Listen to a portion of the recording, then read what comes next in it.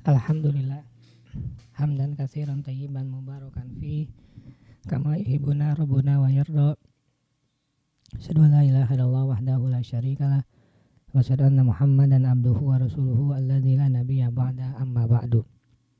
Kita lanjutkan pembacaan Taisir Karimir Rahman fi Tafsir Kalamil Mannan yang ditulis oleh Syekh Abdurrahman bin Nasir As-Sa'di. Masuk kita pada tafsir Quran Surat Maryam ayat yang ke-41 sampai dengan 50. Masuk kita pada ayat yang ke-48. A'udzubillahi minasyaitonirrajim. Wa'tazilukum wa ma tad'una min dunillah wa ad'u rabbi asa alla akuna bidu'ai rabbi sakiyya.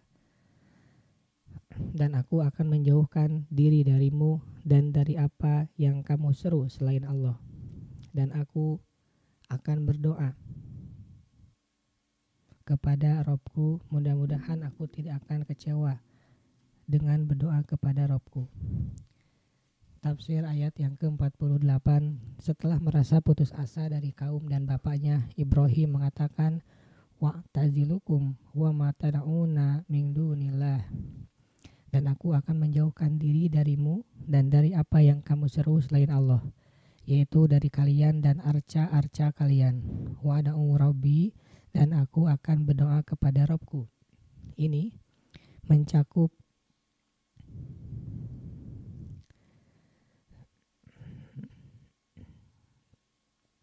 mencakup doa ibadah dan doa masalah, doa permohonan. Asa alla akuna bidu'ai rabbi sakiyya, mudah-mudahan aku tidak akan kecewa dengan berdoa kepada Rabbku.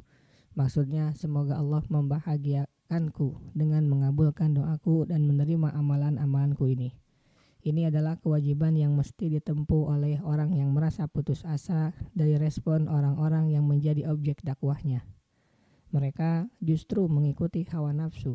Nasihat-nasihatnya sudah tidak bermanfaat buat mereka. Mereka larut dalam pelanggaran dalam keadaan buta. Hendaknya ia, orang yang merasa putus asa, memperbaiki dirinya, berharap agar amalnya diterima oleh Allah, menjauhi perbuatan jelek dan para pelakunya. Ayat yang ke-49.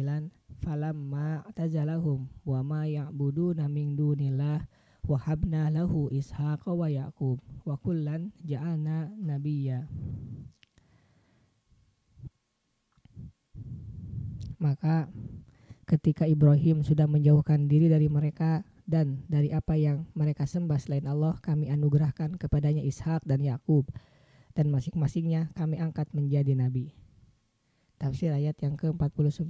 Lantaran meninggalkan negeri, kampung halaman, keluarga, dan orang-orang sebangsanya merupakan perkara berat bagi seseorang, karena alasan yang banyak yang sudah dimaklumi bersama. Di antaranya menjalani hidup sebatang kara jauh dari komunitas yang menjadikannya merasa kuat, lagi merasa diperhitungkan jumlah populasinya. Maka barang siapa meninggalkan sesuatu karena Allah, niscaya dia akan menggantikannya dengan sesuatu yang lebih baik. Lantas Ibrahim meninggalkan kaumnya, maka Allah berfirman tentangnya, falamma tazalahum wa ma ya'buduna min dunillah wa habna lahu ishaqa wa yaqub wa kullan.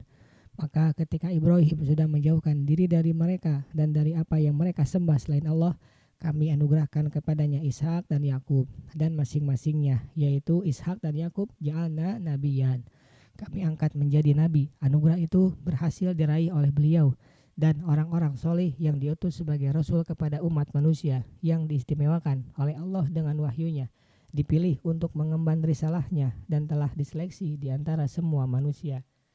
Ayat yang ke-50. Wahabna lahum min rahmatina wa ja'alna lahum lisana sidqin aliyan. Dan kami anugerahkan kepada mereka sebagian dari rahmat kami, dan kami jadikan mereka buah tutur yang baik lagi tinggi. Tafsir ayat yang ke-50. Wa wahabna lahum, dan kami anugerahkan kepada mereka, Ibrahim dan kedua cucunya Ishak dan Yakub, min rahmatina, sebagian dari rahmat kami.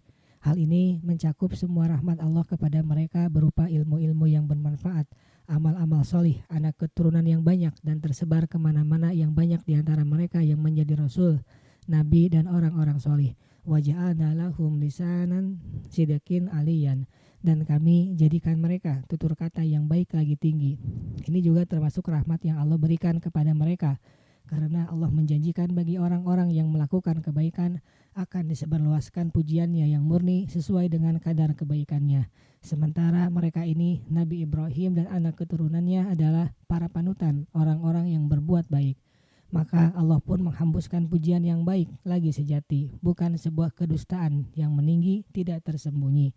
Penyebutan nama-nama mereka memenuhi dua ufuk dunia.